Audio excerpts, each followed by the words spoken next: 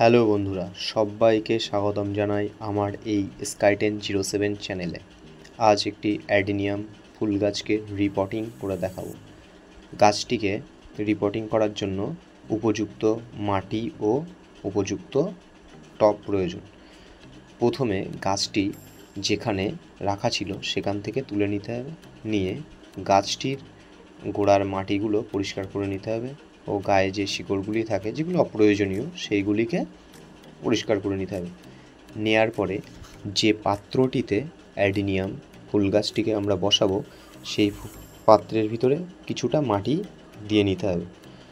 নেয়ার পরে গাছটিকে ওর ভিতরে বসাতে হবে। বসিয়ে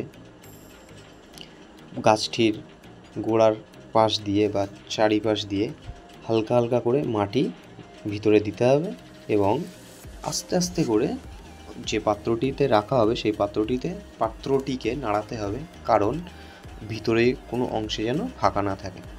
সেই কারণে আস্তে আস্তে নাড়িয়ে নেব। নাড়ানোর পরে গাছটিকে সুন্দরভাবে চারিদিক দিয়ে মাটি দেওয়ার পরে গাছটি আমাদের রিপোর্টিং করা কমপ্লিট হয়ে যাওয়ার পরে গাছটির গোড়ায় জল দিতে হবে।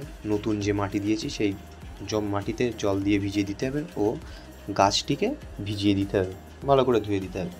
এবং মনে রাখতে হবে গাছটি রিপোর্টিং করার পরে যেন সেমি শেডের নিচে রাখা হয় ও কোনো এক প্রকারের ফাঙ্গিসাইড গাছটির গায়ে স্প্রে করে দিতে হবে, যাতে করে কোনো রকম ফাঙ্গাস অ্যাটাক না করতে পারে বা গাছের কোনো ক্ষতি না হয়। হয়ে গেল আমাদের রিপোর্টিং করা কমপ্লিট। দেখুন বন্ধুরা, কত সুন্দর লাগছে গাছটিকে।